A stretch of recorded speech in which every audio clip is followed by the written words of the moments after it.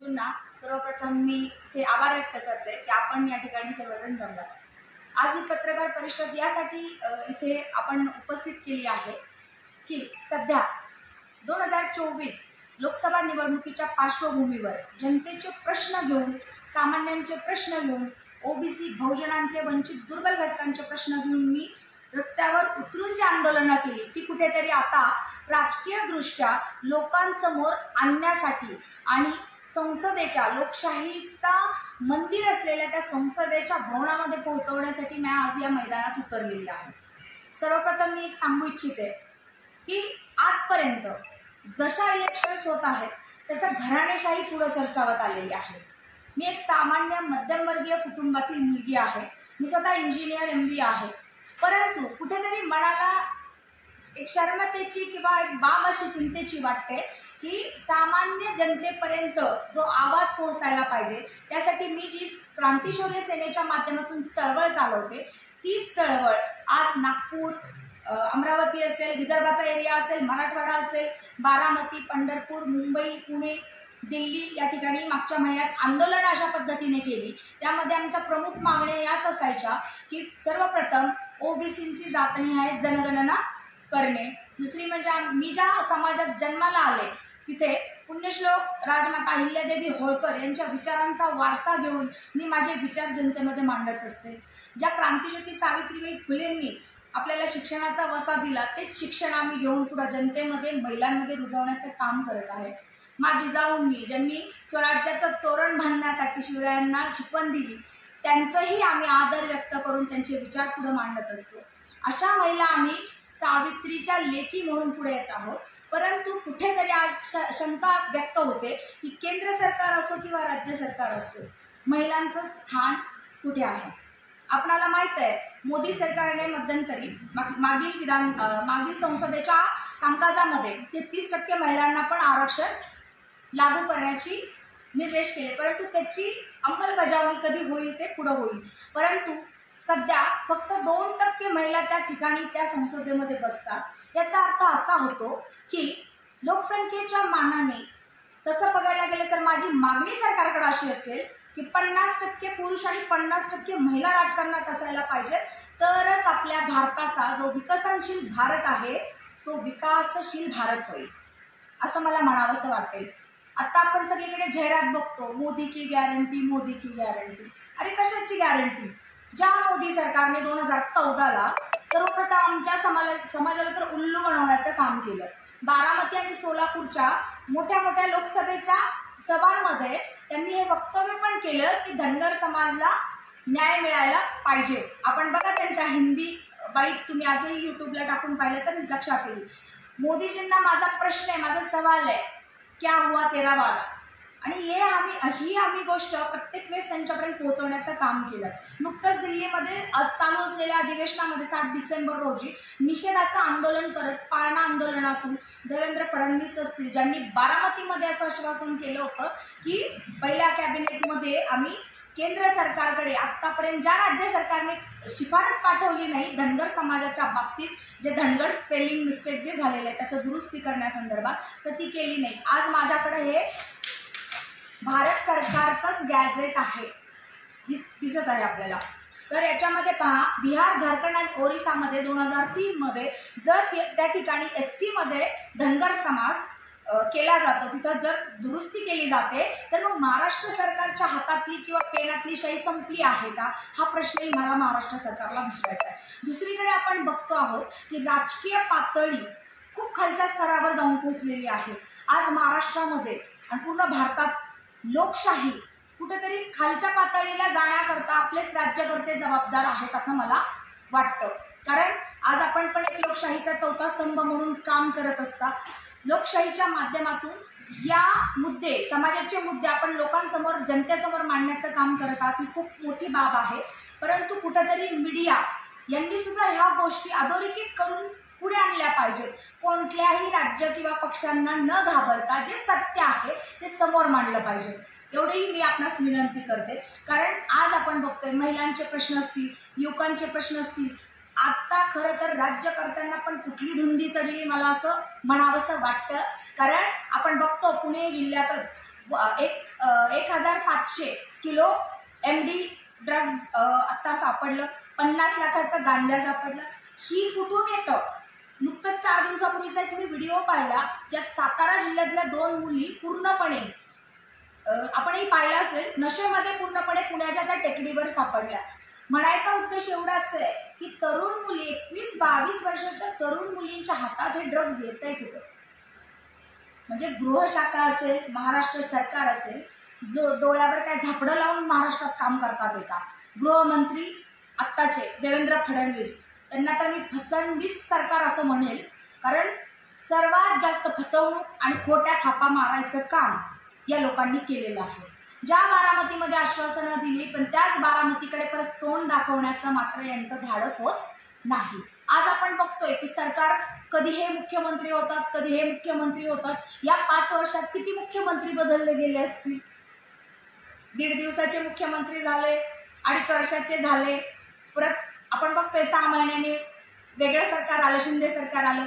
पण मला असं म्हणावं असं वाटतं की ज्याप्रमाणे महात्मा गांधीजी म्हणतात ना, बुरा मत देखो, बुरा मत सुनो, बुरा मत बोलो, असं सरकार हे महाराष्ट्रातले आहे.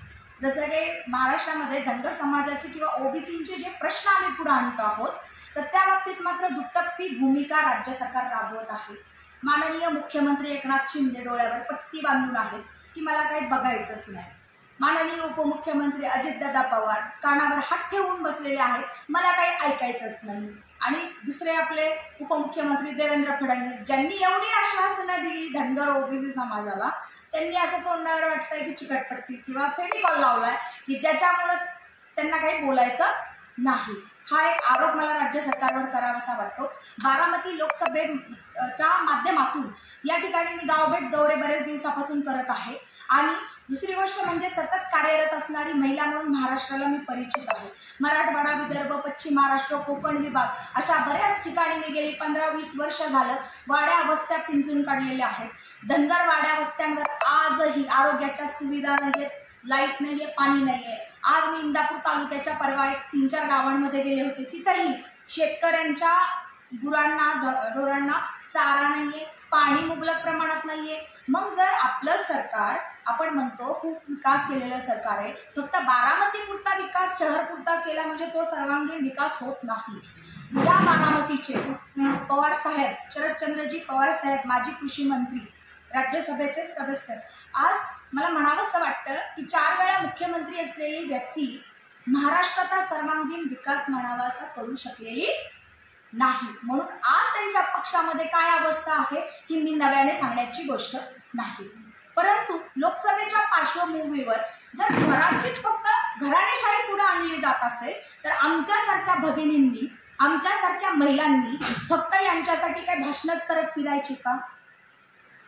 एक मला सांगावंसं वाटतं की माझं काम जे चळवळीचं आहे, मी एक हाडाची चळवळीची कार्यकर्ती आहे, म्हणून मी हे पोटतिडकीने बोलते की महिलांचे प्रश्न, युवकांचे प्रश्न, महिलांची सुरक्षा असेल, युवकांचा बेरोजगारीचा प्रश्न असेल, तो खूप मोठा भेडसावणारा प्रश्न आहे. 2014 मध्ये मोदीजी म्हणाले होते 2 कोटी युवकांना नोकऱ्या आम्ही देऊ, आपल्या खात्यात 15 लाख देऊ. कुठे गेल्या 2 कोटी नोकऱ्या? आत्ताची नुकतीच बातमी, रेल्वेमध्ये एवढ्या मोठ्या जागा निघाल्या रेल्वे विभागामध्ये, परंतु त्या रेल्वे विभागाच्या जागेच्या प्रमाणामध्ये किती अर्ज गेले तिथे, म्हणजे त्यावरून कळतं की बेरोजगारीचा प्रश्न किती मोठा भेडसावणारा आहे. तसंच मला आवर्जून सांगावंसं वाटतं, ज्या मनोज जरांगे पाटलांनी जालना या ठिकाणी आंदोलन अंतरवाली सराव तिथून चालू केलं, पण परत परत त्यांच्या ज्या मागण्या सुरुवातीच्या होत्या त्यात कुठेतरी बदल होत गेले. आपल्या सगळ्यांना माहीत आहे कालेलकर आयोग असेल किंवा बांटिया आयोगाच्या नुसार ज्या पद्धतीने त्याचा अंमलबजावणी केली गेली पाहिजे तर ती होत नाही. 1993-94 साली घटनादुरुस्ती 76च्या नुसार जसं अ ब कडमध्ये NTCला आरक्षण दिलं गेलं किंवा OBCचं जे अ ब कडमध्ये आहे तर ते टोटल 27% जे OBCचं आरक्षण ते सुद्धा पूर्णपणे एका ह्याला मिळत नाहीत. आपल्या सर्वांना माहिती आहे 19%, 1%, 3% कसं विभागणी केली गेली आहे. म्हणजे पूर्णपणे जे 32% आरक्षण आहे ते सुद्धा पूर्णतः OBCच्या कोट्यात मिळत नाही. तसंच स्थानिक स्वराज्य संस्थांमधले सुद्धा आरक्षण आमचं घालवण्यात सरकार कशा पद्धतीने जबाबदार आहे हे मी नव्याने सांगायला नको आहे. आज धनगर आरक्षणाचा प्रश्न पण इतका भेडसावत आहे. 2 कोटी असलेल्या धनगर समाजाला मात्र कुठेही न्याय द्यायची सुद्धा भाष्यता या सरकारमध्ये मानसिकता नाही असं दिसतं. मला एवढंच सांगावंसं वाटतं की राज्य सरकारने घटना दुरुस्तीचा एक अध्यादेश, कारण माहितीच्या अधिकाराखाली मी स्वतः बारामतीमध्ये माहितीचा अधिकार 2016ला दिला होता. मधु शिंदे आणि ज्यांची टीम हायकोर्टासाठी जी काम करत होती तर बारामतीमध्ये सुद्धा 1950 नंतर एकाही व्यक्तीला धनगरचं सर्टिफिकेट दिलं गेलं नाही. तसेच प्रत्येक तालुक्यातील आम्ही हे माहितीचे अधिकार पुराव्यासाठी तिथं दिले. तरी देखील आपण बघितलं काही दिवसापूर्वी जी याचिका फेटाळली गेली, 2 व्यक्तीच्या रिराईट असलेल्या धनगड या केवळ शब्दामुळे 2 व्यक्तींचं TC सर्टिफिकेटवर जे रिराईट केलेला शब्द आहे ते गृहीत धरून जर कोर्ट हा निकाल किंवा ही याचिका फेटाळतं, परंतु राज्य सरकारची मात्र जशी मराठा आरक्षणासाठी भूमिका असते की लगेच 1 महिन्यात सर्वे करण्यात येतो, मग ओबीसीचा जातनिहाय सर्वे करावा म्हणून गेले 5 वर्ष मी स्वतः माझी ॲप्लिकेशन्स आहेत क्रांतीशौर्य सेनेची सरकारकडे. इव्हन 2-2.5 वर्षापूर्वी अतुल सावेजी यांचं पण मला पत्र, इतर मागास बहुजन कल्याण मंत्रालयाकडून त्यांचंही पत्र माझ्यापर्यंत आलं. कारण नाना पटोलेजी ज्यावेळेस बारामतीत आले त्यावेळेस नाना पटोले जे आपले ओबीसी नेते आहेत त्यांच्याकडेही मी महाज्योतीच्या माध्यमातून आणि ओबीसींची जातनिहाय जनगणना करावी या संदर्भातलं पत्र त्यांना दिलं. त्यांचं फक्त पुढे पुराव्यासाठी पाठवलं गेलं असं उत्तर आलं.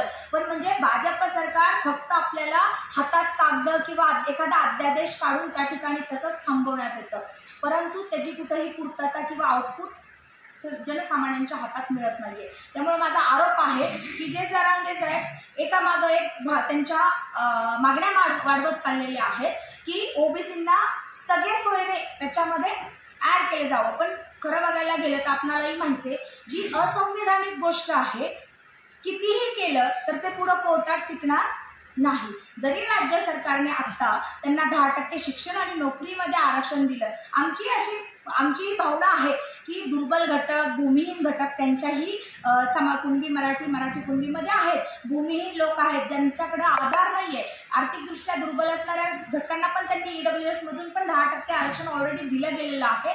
परंतु शिक्षण आणि नोकरीत आत्ता दिलेलं आरक्षण जे आहे ते सुद्धा आम्ही म्हणतो दिलं गेलं पाहिजे. त्यांच्या पण मुलांना शिक्षण आणि नोकऱ्या मिळाल्या पाहिजेत लोकसंख्येच्या मानाने. पण त्याच पद्धतीने मग ओबीसींच्या मुलांची जातनिहाय जनगणना आपण करावी ही एवढी सरकारकडे माझी परखडपणे मागणी असेल एवढं मी सांगते.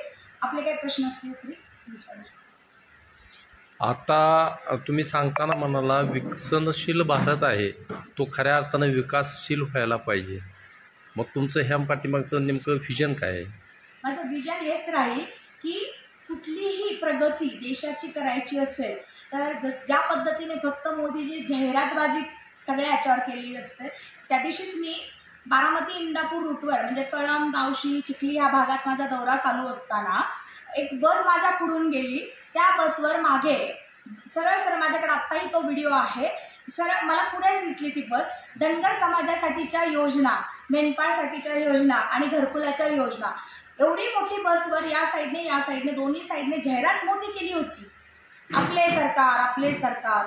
अरे पण आपले सरकार म्हणता, पण आमच्या धनगर समाजाच्या बाबतीत आपण ही माहिती काढू शकता. ह्या योजना फक्त ज्या 22 योजना काढल्या, ज्या 1000 कोटीचा निधी आम्ही तुमच्या विद्यार्थ्यांसाठी किंवा धनगर समाजासाठी, भटक्या विमुक्तांसाठी देतो, अशा पद्धतीचे जे देवेंद्र फडणवीस सरकारने 2017ला GR काढले, 2019ला काढले किंवा आत्ता 2022 मध्ये काढले, ते फक्त कुठं कागदावरच राहिले. कुणापर्यंत त्या योजना पोहोचत नाही.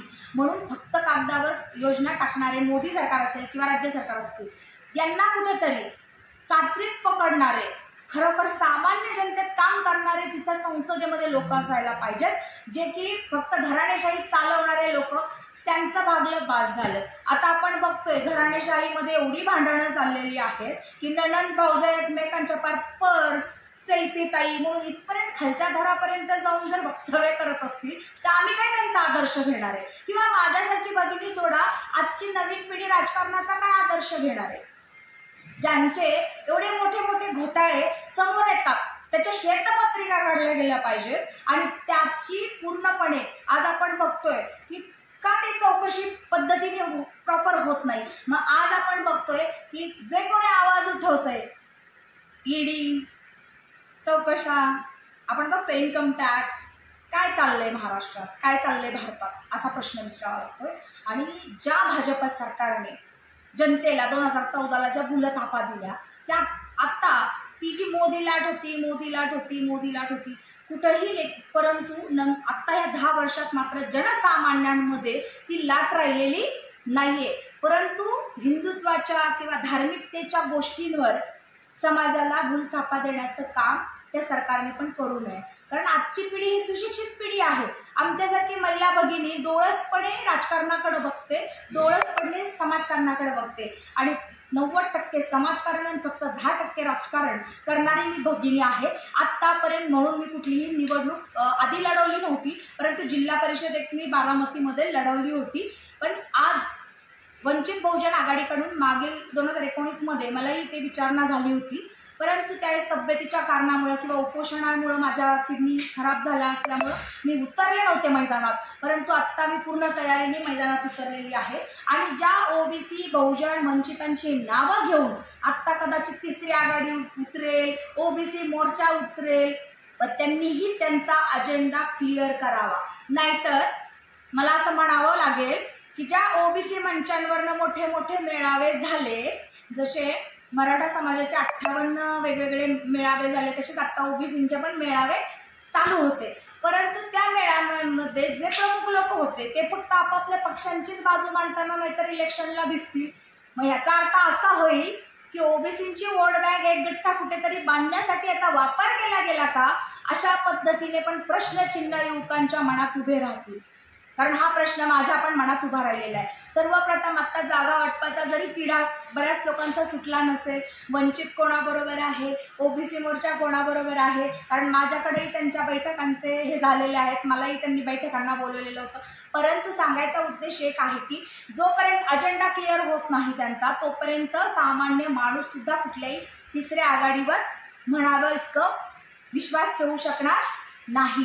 मग आज जे काम करणारे असतील, चळवळीतील असतील, खरे मुद्दे मांडणारे असतील किंवा समाजासाठी रस्त्यावर उतरून झगडणारे असतील, जनता त्यांच्या पाठीशी उभी राहील आणि कुठंतरी घराणेशाहीला किंवा प्रस्थापितांच्या या बाजूला शह देण्यासाठी आमच्यासारख्या व्यक्ती पुढे येऊन हे मुद्दे मांडायला तयार आहे. धनगर आरक्षण असेल, मराठा असेल, ओबीसी असेल, कुठंतरी या आरक्षणामुळं भाजपावरचा जो विश्वास होता या लोकांचा प्रत्येक कॅटेगरीतला कमी होतोय वाटतंय? नक्कीच कमी होतोय. कारण त्यांनी ज्या पद्धतीने 1 महिन्यात मराठा आरक्षणासाठी म्हणजे त्यांचा सर्वे करण्यात आला, परंतु इतक्या वर्षापासून आम्ही पाठपुरावा करतोय, आंदोलनं करतोय. तुम्ही मागे बघितलं तर माझ्या प्रत्येक आंदोलनाच्या ह्याच्यामध्ये मागण्या आहेत. ते मेंढपाळांचे प्रश्न असतील, ओबीसींची जातनीय जनगणना असेल, धनगर आरक्षणाच्या बाबतीत घटना दुरुस्तीचा अध्यादेश केंद्राला पाठवावा आणि त्याची शिफारस इथून गेल्यानंतर केंद्राने त्याचं इम्प्लिमेंटेशन करावं. कारण 1956च्या लोकसभा बिलप्रमाणे 2019ला सुद्धा ज्यावेळेस लोकसभेचा आढावा होता त्यावेळेस बारामतीमध्ये माझं ते वक्तव्य होतं की ती शिफारस केंद्राला पाठवावी आणि केंद्राने त्याचं इम्प्लिमेंट करावं. परंतु जर राज्य सरकारची मानसिकताच नाही आहे धनगर समाजाला न्याय द्यायची, तर कुठंतरी आता धनगर समाज खडबडून जागा झालेला आहे. ज्याप्रमाणे सत्तेत त्यांना 2014ला कशामुळे बसवलं हे कितीतरी वेळा देवेंद्र फडणवीसांनी त्यांच्या तोंडून हे बोललेलं आहे की धनगर समाजामुळे आमची एवढी सीटं जास्त लागलेली आहेत. त्यामुळे जो धनगर समाज तुम्हाला सत्तेवर बसवू शकतो तो मोठा, महाराष्ट्रातला सगळ्यात मोठा धनगर समाज लोकसंख्येने आहे, तो तुम्हाला खाली बसवण्याचं सुद्धा काम केल्याशिवाय राहू शकत नाही.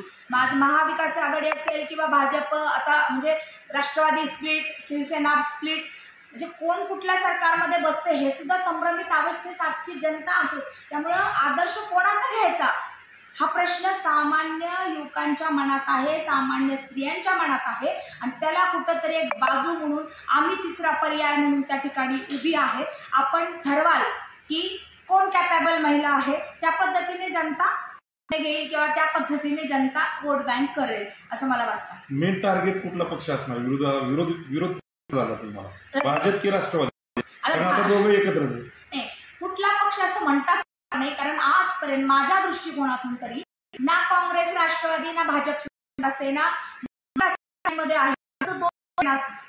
एकनाथ शिंदेची पण सेना आणि उबाटा गटाची सेना किंवा 2 राष्ट्रवादी, अजितदादा यांची राष्ट्रवादी किंवा पवार साहेबांची आता तुतारी वाजवणारी राष्ट्रवादी, पण यांची तुतारी कुठपर्यंत आवाज फेकेल ते सांगता येत नाही, किंवा यांचं घड्याळ नक्की आता बंद पडेल का नुसतं त्यांचा काटा मोडून पडेल तेही सांगता येणार नाही, बरोबर ना. किंवा एकनाथ शिंदे साहेबांचा धनुष्यबाण बरोबर आता नेम घेऊन कोणाचा डोळा सापतोय ते पण सांगता येत नाहीये, असा विषय आहे.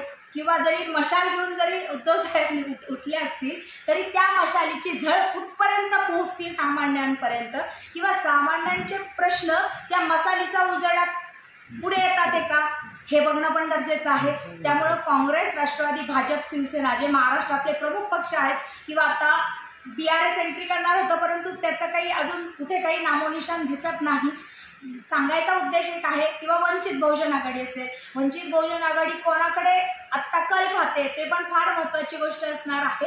आणि त्यांची आत्ता कुठली गोष्ट क्लिअर नाही आहे, त्यामुळं मी लगेच सांगू शकत नाही, कारण माझी ही मागणी तशी महाविकास आघाडीकडे रितसर माढा आणि बारामती लोकसभेसाठी होती. पण जर घराणेशाही जर चालवली जात असेल आणि आमच्यासारख्या सुशिक्षित भगिनींना पण तिथं वाट मोकळी करून दिली जात नसेल राज्यकर्त्यांकडनं, तर आम्ही आमचा पर्याय घेऊन आमची संघटनात्मक जी आहे ती भविष्यात अजून उजागर करू, अजून मोठी करू, आणि जी क्रांतीची ज्योत घेऊन मी हातात निघालेली आहे त्या ज्योतीची हवा महाराष्ट्रात पसरल्याशिवाय राहणार नाही. एकंदरीतच तुम्ही पूर्ण आत्मविश्वासाने बारामती लोकसभा मतदारसंघामध्ये उमेदवार आहात. तर आत्ताच्या या लोकसभा असेल, या मतदारसंघात असेल किंवा महाराष्ट्रातल्या नवमतदार आणि युवकांना तुम्ही काय आवाहन कराल? नवमतदार जे आहेत, आता बऱ्यापैकी बरेचसे युवा या 5 वर्षात मागे, आता बारामती लोकसभेमध्ये आय थिंक 21,14,000 बरोबर ना, 21,14,000 एवढे असे काहीतरी मतदार होते, 14,000. पण आत्ताची संख्या मला वाटतं 5 वर्षात, आता त्याचा आकडा माझ्या पुढे आला नाही, पण 25-26 माझा अंदाज आहे, 25-26 लाख नक्कीच असणार आहे. आता त्यातून युवा मतदार जो वाढलेला आहे, तर ह्या युवकांच्या मतांची जर गोळाबेरीज केली तर नक्कीच क्रांती झाल्याशिवाय राहणार नाही. कारण आधीचे लोक म्हणजे जे जुने किंवा आपले ज्येष्ठ लोक आहेत ते एवढे सोशल मीडिया वापरत नाहीत, परंतु आजची युवा पिढी सगळी सोशल मीडियामुळे जागृत झालेली आहे. लोकांना कळतंय कुठं काय चाललंय, कसा अन्याय होतोय, वंचित दुर्बल घटकांचा जो निधी असतो वेगळीकडे वळवला जातो, मग तो निधी पण त्यांच्यापर्यंत विकास कामांसाठी पोहोचला जात नाही. मग त्याला कुठेतरी आज RTIच्या माध्यमातून उघड करत आहोत, ही युवा पिढी उघड करत आहे. त्यामुळे यांचे भ्रष्टाचार मोकळे होत आहेत. आपल्यामध्ये हा एक मार्ग ओपन झालेला आहे युवतींमध्ये, आणि त्यामुळं आजची जी पिढी जागर झालेली आहे, सुशिक्षित झालेली आहे, हा खूप मोठा आकडा बदल घडवणारा येणाऱ्या काळात असेल. तुमच्यासमोर 2 मोठे मातब्बर आहेत, कसं तुम्ही आव्हान करणार? आज ते मातब्बर आहेत, परंतु मातब्बर घराणेशाहीने आहेत. कामाच्या जर जोरावर बघितलं तरी आमच्या ताई ज्या संसद रत्न आहेत, ज्या ठिकाणी त्या संसदेमध्ये त्यांचा अटेंडन्स चांगला असतो, प्रश्न मांडतात, परंतु आजपर्यंत आमचा तर धनगर समाजाचा ज्या मतांवर त्या निवडून येतात, परंतु धनगर समाजाचा प्रश्न ज्यावेळेस आम्ही त्यांना निवेदनं देतो तेव्हा ते मांडतात तिथं, पण आधी मांडलेही जात नव्हते. बराचसा पाठपुरावा करून करून करून मांडलं जातं, आणि त्यानंतर पण मांडण्याचा प्रश्न किंवा समावेशाची भाषा वापरली जाते. ज्यावेळेस माझ्याकडे तो व्हिडिओ पण आहे मोबाईलमध्ये, की ज्यावेळेस महाविकास आघाडीचं सरकार नव्हतं, म्हणजे भाजप सेना सरकार होतं आणि विरोधात काँग्रेस राष्ट्रवादी सरकार होतं, त्यावेळेस डिसेंबरमध्ये अधिवेशनामध्ये त्यांचा उल्लेख होता की जोपर्यंत राज्य सरकार केंद्राला अहवालच पाठवत नाही तर कसं धनगर आरक्षणाचा मार्ग मोकळा व्हायचा, ही त्यांची भाषा संसदेच्या बाहेरही होती आणि आतही होती. पण जसं महाविकास आघाडी सरकार सत्तेवर आलं, मग तेव्हा मात्र हा मुद्दा केंद्र सरकारच्या अखत्यारीत एवढं बोलून मोकळं व्हायचं. परंतु ज्यावेळेस 2.5 वर्ष आपलं पण सरकार महाविकास आघाडीचं होतं, मात्र त्या 2.5 वर्षाच्या काळात त्यांनी एकही दिवस म्हणजे महाराष्ट्र सरकारने त्यांना पुरावा करणं गरजेचं असतं आमच्या खासदारांनी पण, की राज्य सरकारकडून हा अहवाल केंद्राकडे पाठवण्यासाठी एक विशेष अधिवेशन, जसं आरक्षणासाठी विशेष अधिवेशन घेतलं जातं, रात्रीच्या 3 वाजता आदेश निघतात, तयार केला जातो, रात्रीत अहवाल तयार केला जातो, सरकार पहाटेच्या शपथा घेतात होतं. परंतु धनगर समाजाच्या बाबतीत मात्र ड चा र करण्याची, घटना दुरुस्ती करण्याची दानत या राज्य मध्ये नाही आणि त्यामुळे अशा फसव्या लोकांना मागे आता सामान्य जनता जाणून तरी स्वतः रोख लावेल आणि थांबेल. तुम्ही वारंवार धनगर समाज म्हणताय, परंतु या लोकांमध्ये उमेदवारी म्हणून तुम्ही घोषित करताय स्वतःची, तर इतर समाजाचे सुद्धा काहीतरी प्रश्न असतील ना? ते पण मांडतो आहोत. आज माझे मुद्दे बघू शकता तुम्ही की हा आरक्षणाचा मुद्दा निघाला म्हणून मी बोलले. जे खासदारांचा प्रश्न आज आता पत्रकार बंधूंनी विचारला म्हणून तो मुद्दा बोलले. कारण या बारामती लोकसभा मतदारसंघामध्ये सगळ्यात मोठा धनगर समाज आहे, पण याची मात्र वारंवार फसवणूक होत आहे. म्हणून माझ्यासारख्या भगिनीला इथं मैदानात आता उतरावं लागलेलं आहे आणि मी त्या जमातीची आहे. कारण आज महाराष्ट्रात वाड्या वस्त्या फिरताना महिला सुरक्षित नाहीत. आपण बघत असाल मेंढपाळ महिला रस्त्याने कुत्रा, कोंबड्या आणि मेंढरा घेऊन चालत असतात आणि पालं ठोकून माळरानाला राहतात. त्यांची सुरक्षा वाऱ्यावर आहे. अनेक ठिकाणी महिलांवर भाऊ माहिती नसेल, कदाचित तुम्हाला माहिती असेल, धुळ्यासारख्या ठिकाणी, नंदुरबार सारख्या ठिकाणी रात्रीच्या 12-12 वाजता मला कॉल आले की तिथल्याच काही अधिकाऱ्यांनी, तिथल्याच काही लोकांनी त्यांच्यावर अत्याचार केले, परंतु त्या ठिकाणच्या असल्यामुळं त्यांचा गुन्हा नोंद होत नाही. म्हणजे महिलांवर अत्याचार होतात परंतु पोलीस प्रशासन गुन्हा करून घेतला जात नाही.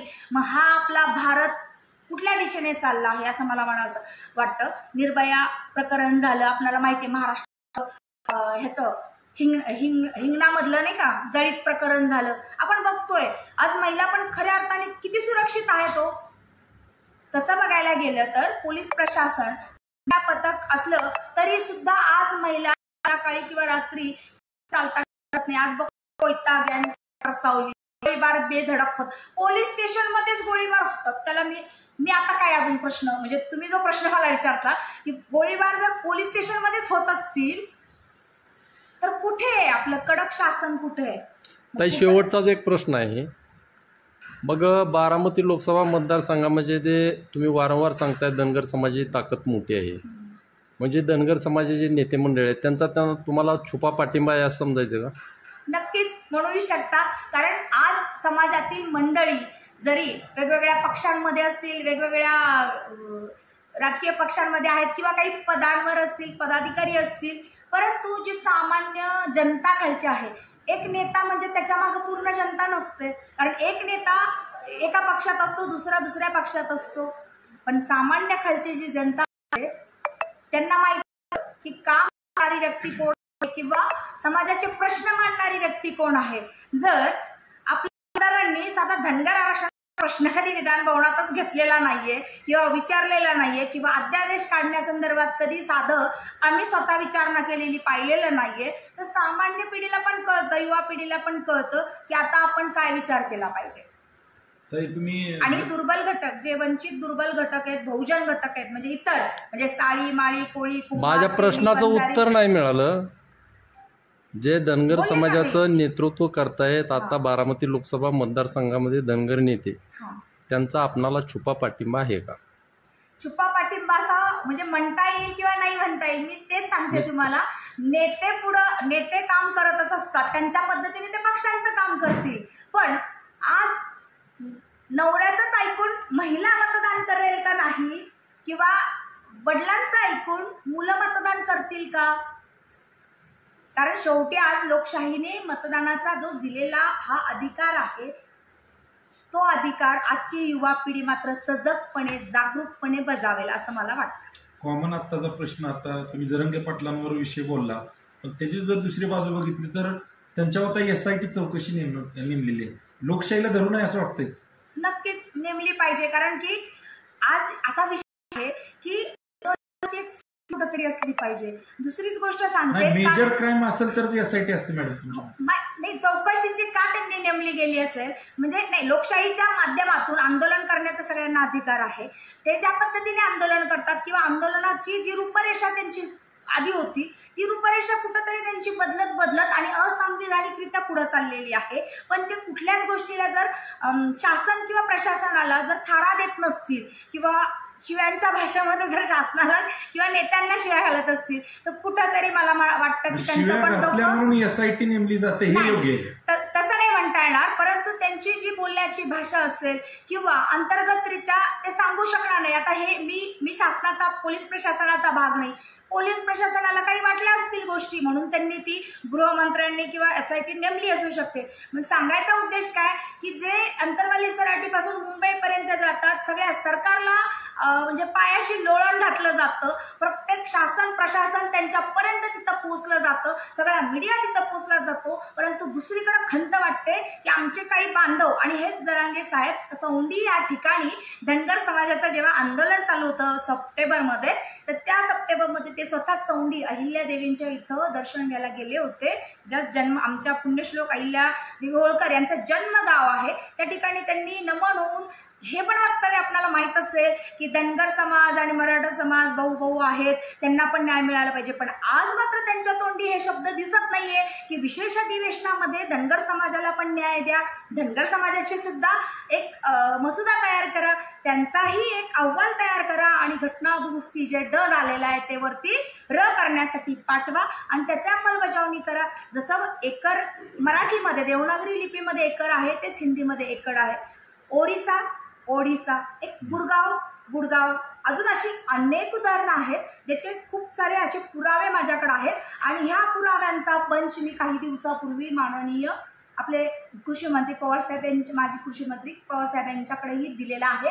का तर त्यांनी एकतर आज निर्णय घ्यावा की जर धनगर समाजाला न्याय द्यायचा असेल ना, तर आमची जी मागणी आहे पहिल्यापासूनची, जो आम्ही ST मध्ये आहोत, STचं प्रमाणपत्र धनगर समाजाला मिळावं. आणि खरोखर आपण जर आधीच्या जनगणना पाहिल्या सगळ्या 1881 पासूनच्या 1911, 1931, 1981, 1991 म्हणजे सगळ्या 2011 या जनगणना जर पाहिल्या तर धनगर समाज जो ST मध्ये आहे तिथं म्हणजे अनुसूचित जमातीमध्ये असलेला समाज, मग नंतर तिथं ड कुठून येतं? 1956ला ज्यावेळेस ड झाले, त्या माणसाकडे जे कोर्टामध्ये आता त्यांनी सादर केलं तर ते त्यानंतर जे ड झालं. मग घटना दुरुस्तीचा पुरावा जर आपण त्यांच्याकडून घेऊन कोर्टाने जे मान्य केलं तर त्याच्या आधारे त्यांनी निर्णय दिला की धनगर, आणि आधी त्यांनी अफिडेव्हिट दिलं होतं की धनगर आणि धनगड एकच आहे, म्हणजे वेगळं नाहीये. परंतु धनगड 2 सापडले म्हणून हे धनगड वेगळे आणि हे धनगर वेगळे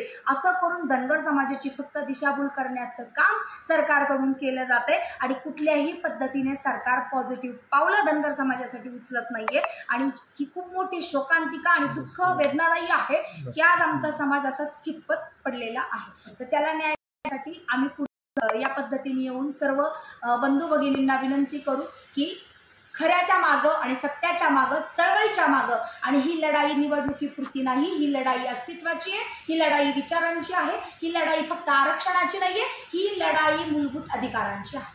धनगर समाजाच्या व्याख्या मांडल्या कळकळीने मांडल्या आणि इथले आमदार जे धनगर समाजाचे आहेत त्याच समाजाचे, त्यांना काय सल्ला द्याल तुम्ही? मी तेच मला बोलताना म्हटलं, आता तुम्ही ऐकलंही असेल की विधान बोर्डामध्ये हा अध्यादेश करण्यासाठी आपल्या आमदारांनी सुद्धा तसेच किंवा सुद्धा विधान भवनामध्ये सभापती असतील त्यांच्या पुढे ते मांडणं गरजेचं असतं किंवा ते चर्चेला घेणं गरजेचं असतं. नाना पटोले अध्यक्ष होते तर जातनीय जनगणना करण्यासंदर्भातला त्यांनी आदेश दिला होता, परंतु 15 त्यांना ठाण्यावर कुठंतरी बाद करण्यात आला. म्हणजे हा कार्यक्रम येतो ठाणे संस्था तुमच्या, जिल्हा परिषदच्या तुमच्या, पंचायत समिती तुमच्या काळामध्ये फक्त या पितांच्या निवडणुकांपुरती सतरंजा उठवण्यासाठी किंवा यांचे झेंडे बाळगण्यासाठी राहतील का? आजची युवा हे करू शकणार नाही. जी सुशिक्षित आहे, जी सजग आहे ती, पण जी लाचार झालेली जर पिढी असेल तर ती मात्र हेच केल्याशिवाय राहणार नाही. हीच क्रांती करण्यासाठी माझ्यासाठी जमिनीवर लोकसभा मतदारसंघ जो आपला आहे बारामती, त्याच्यामध्ये शिक्षण क्षेत्र आहे आणि बेरोजगारीचं प्रमाण खूप वाढलेलं आहे. बरोबर ती आरोग्य सेवा जी आहे ती ठीक झालेली आहे. तर तुम्ही तुमचा यासाठी अजेंडा असेल? आज प्रत्येक गावगाड्यामध्ये आरोग्य सेवा पोहोचली पाहिजे. आता बऱ्याच गावांमध्ये आरोग्य केंद्र आहे, परंतु अशा वाड्या वस्त्यांवर आरोग्य केंद्र किंवा जिथं बंजारा समाजांच्या वस्त्यांवर जाते आरोग्य सुविधा पोहोचल्या जाते. शिक्षण संस्था बाबतीत म्हणाल तर शिक्षण हा आपल्या सर्व शिक्षा अभियानातून आपला हा मूलभूत अधिकार आहे, परंतु आज बघतो आहोत की जे भटकंती करणारे समाज आहेत त्यांना पण शिक्षणाचा पूर्ण अधिकार मिळत नाही. आम्ही दौरे करत असताना खास करून रस्त्यावर कोणी दिसलं, मग ते गोसावी असतील, जोशी असतील, आमचे मेंढपाळ असतील, विचारतो काय म्हणजे 12 वर्ष झाली 13 वर्ष झाली तरी मुलींना शाळेत म्हणजे शाळा काहींना मिळत नाही. मग हे कुठंतरी मला चित्र विदारक दिसतं. त्यामुळं मोठ्या फक्त हे जे शिक्षण संस्था आहेत तिथं कुठंतरी मुलींना मोफत शिक्षण म्हणजे जे खाजगीकरण पण शिक्षण म्हणजे त्या वाटतं की जे शिक्षण जे खाजगीकरणाकडे आहे त्याच्यातून जी लूट शिक्षणाच्या माध्यमातून म्हणजे फी माध्यमातून गरिबांची लूट ती कुठेतरी थांबली पाहिजे. त्याच्यासाठी सुद्धा राज्य सरकारने कठोर अशी पावलं उचलली पाहिजे. असा माझा पण अजेंडा राहील की उद्या भविष्यात आम्ही त्या ठिकाणी पोहोचलो तर केंद्र सरकारकडून अशी नियमावली शिक्षणासाठी आरोग्याच्या सुविधा पोहोचण्यासाठी मिळावी त्यासाठी आमचा पाठपुरावा सरकारकडे असेल. ठीक आहे, शुभेच्छा.